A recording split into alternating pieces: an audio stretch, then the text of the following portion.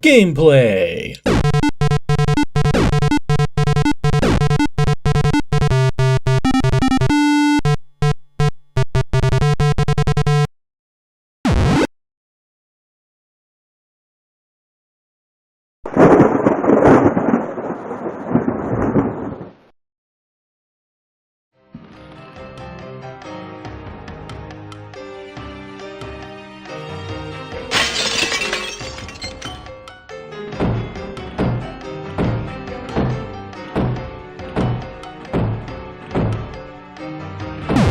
So I'm sure some of you have probably noticed by now that I don't typically cover horror-themed games or spooky games. You might be thinking I'm some kind of wuss who gets creeped out by them or something.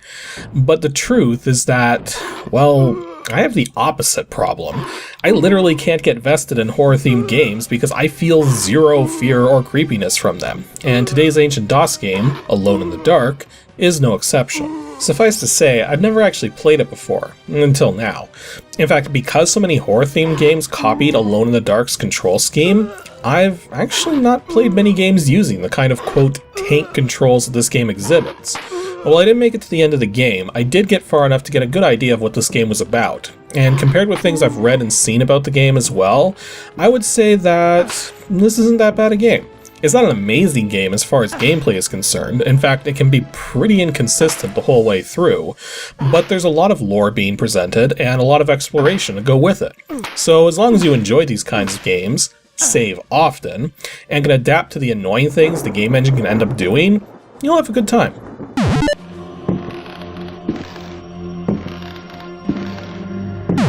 Alone in the Dark was developed by Infogrames and published through a variety of companies, depending on the region and platform, including Interplay, iMotion, and Virgin Interactive, all starting in 1992. And it's a one-player survival horror game, possibly the first in the genre, though if not the first, then certainly first in terms of the style of survival horror gameplay. It supports MCGA 320x200 256 color graphics, as well as the PC speaker, AdLib, and Sound Blaster for audio. Though I should point out that I'm playing the CD-ROM release, which also includes CD audio tracks, but they all sound like wavetable MIDI renditions of the original AdLib music, so I was actually kind of confused at first as to what was going on. In fact, I don't think there's an easy way to get the AdLib music playing back in the CD-ROM version, as there's no option for it in the installer, nor is there an option for it in the game itself. As for its current release date, it's still commercial and easily obtainable from the Good Old Games website at www.gog.com, where you can get the first 3 games in the series all together for $6 as a digital download. As for physical copies, oh boy, they are not cheap. This game was fairly popular, and while finding copies isn't too hard, finding them for a good price is.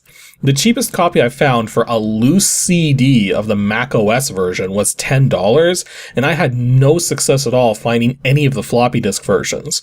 Although an alternative physical copy would be the Trilogy Collection, but even that goes for upwards of $30 to $40. Basically, if you want to add this to a physical collection, be prepared to both search a lot and spend a bit. The few friends I have call me Carnby. The others call me the Reptile. I don't care to think what my banker calls me. The lore for this game is actually quite complex, given all the various books and writings you find throughout the course of it, but it all revolves around a particular piece of real estate known as the Derceto Mansion, back in 1925, and one Jeremy Hartwood, the owner of the property, who was recently discovered to have hung himself in an apparent suicide, at least as far as the police were concerned. Now, when you start the game, you get a choice between 2 different playable characters who have different motivations for going to this mansion and investigating. The first is Emily Hartwood, Jeremy's niece, who was guided by her lawyers to sell the mansion but refused, deciding instead that she would go there and determine what really happened to her uncle, as she can't believe for a moment he would go and kill himself.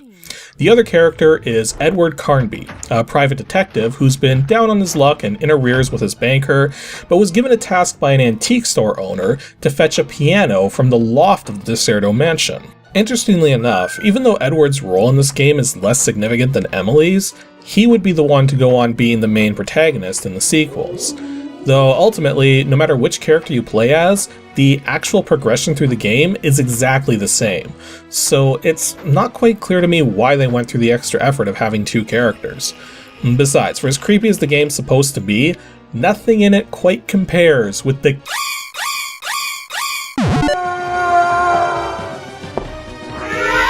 Okay, so let's talk gameplay. When you first start playing this game, you're not really given a lot of direction, less if you're playing as Edward, since Emily gets an extra bit in her introduction, giving a hint as to how to prevent some early game combat.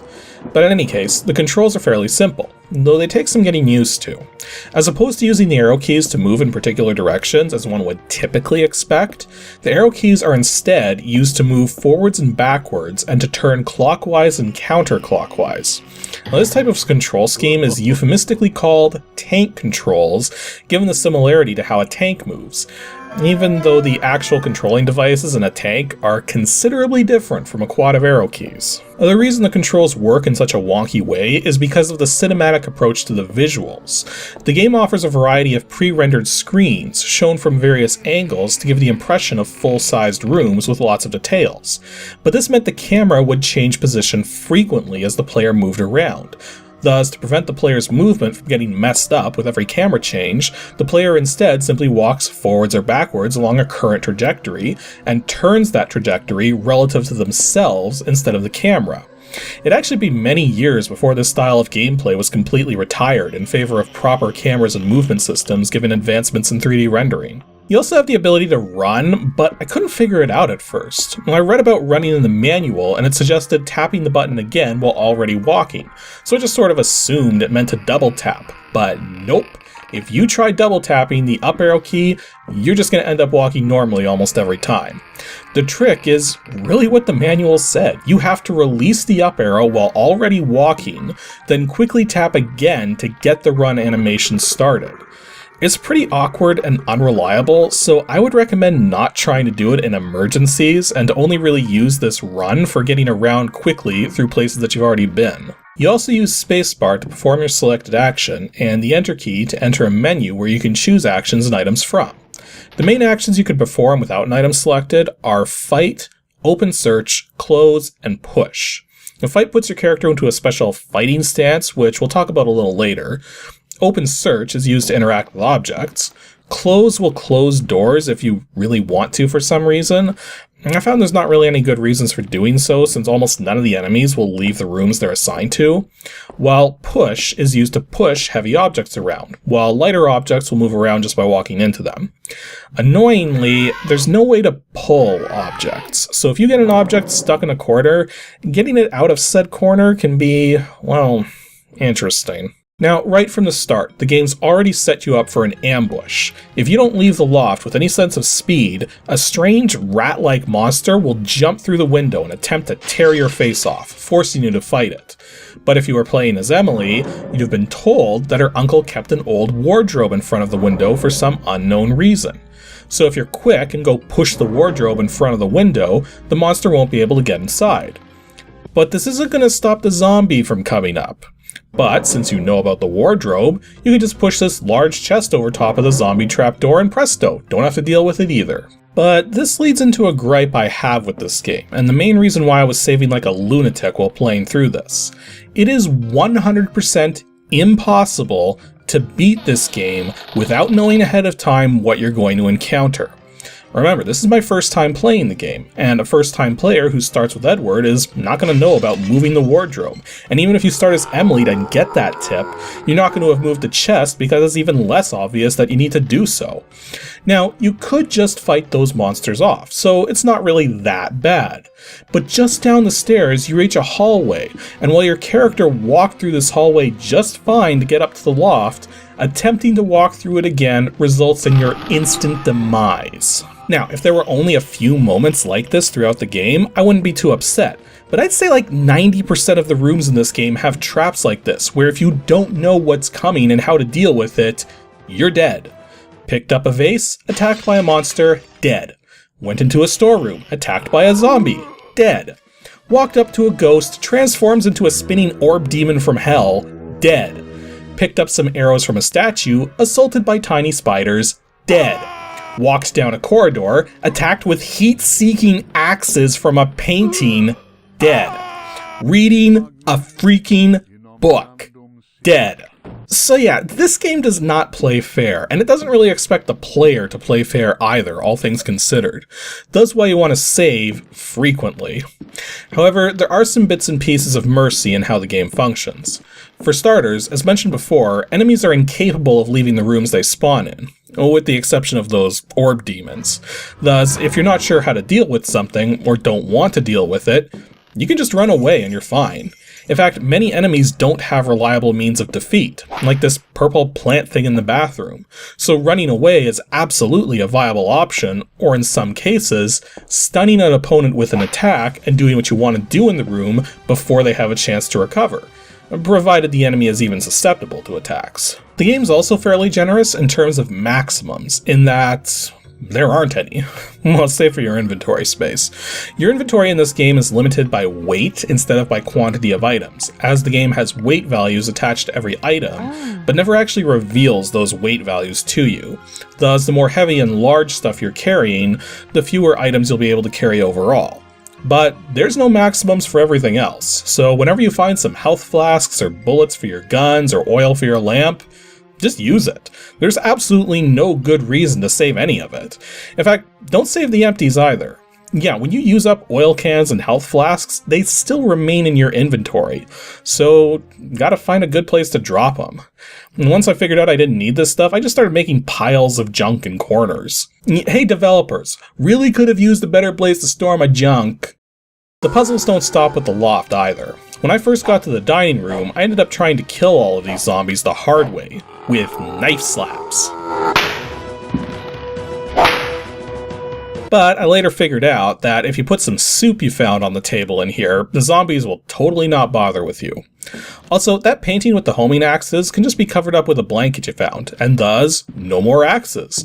Though there's another painting on the opposite end of the corridor which fires homing arrows at you if you get too close. But if you shoot said painting with your own arrow from a distance, you'll kill whatever demon had possessed the painting, and you'll be perfectly fine. Anyways, let's finish up by talking about the combat, because, well, it's not bad, but it's also not good. It's actually a mixed bag, really. The combat is easy to perform. You simply hold spacebar down to ready yourself for attacking, then hold a directional arrow to perform an attack. Really, it's not that hard to do, but the problem is that it's totally inconsistent. Enemies begin their attack animations the instant they're in range, and as soon as their previous animation is ended. And all of them have attack animations faster than your own. Thus, the moment an enemy can hit you, they probably will. They'll also typically move forwards at the same time too. Thus, if you're trapped against a wall, you're screwed unless you get extremely lucky. The only way to survive melee combat is to take the initiative. Run up to an enemy, attack, and then immediately run up while it's backing away and continue attacking.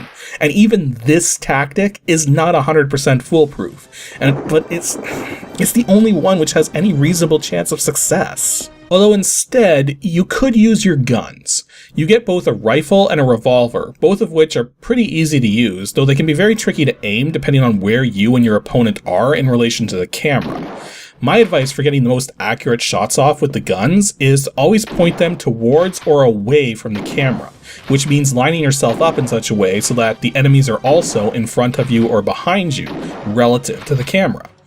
But the game's pretty stingy with ammo, so I tried to avoid using the guns as much as possible. Besides, half the enemies you face aren't killable with these normal weapons anyways. Heck, there's this pirate which can only be killed with a sword, but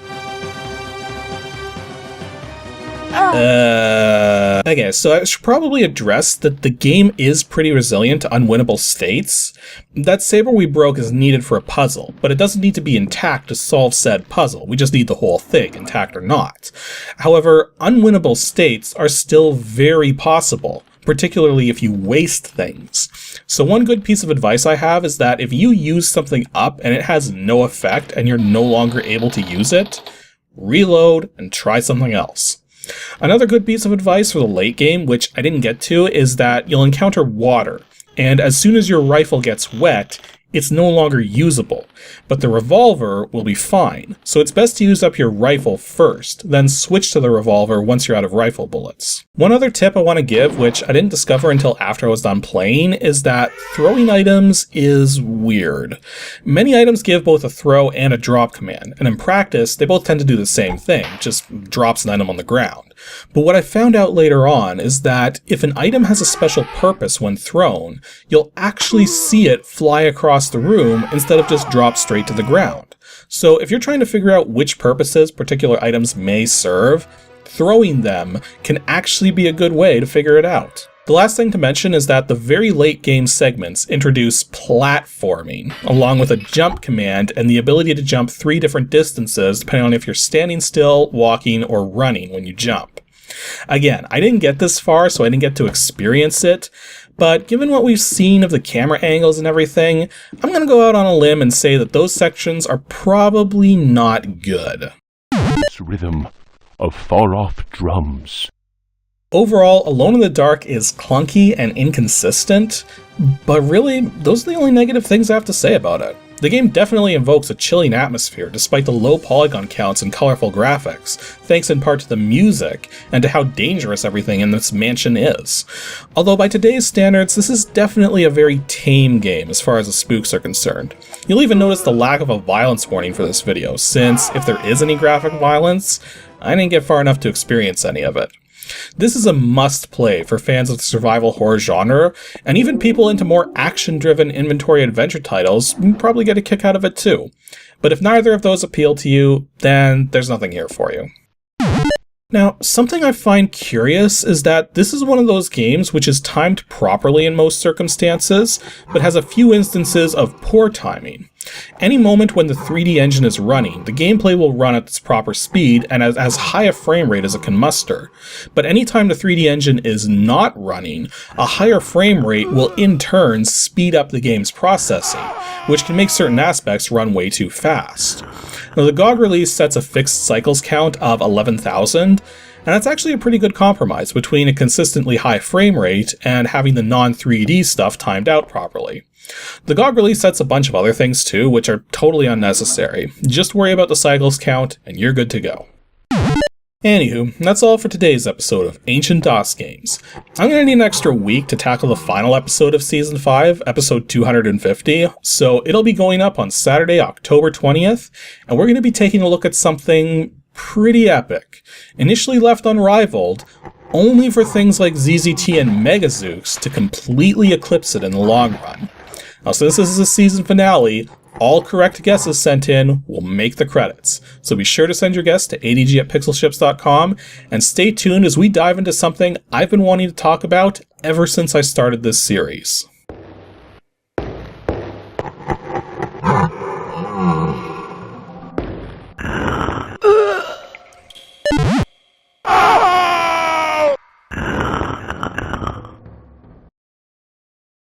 Thanks for watching, everyone, and special thanks to those of you supporting me on Patreon. Here's just a small sample of you guys.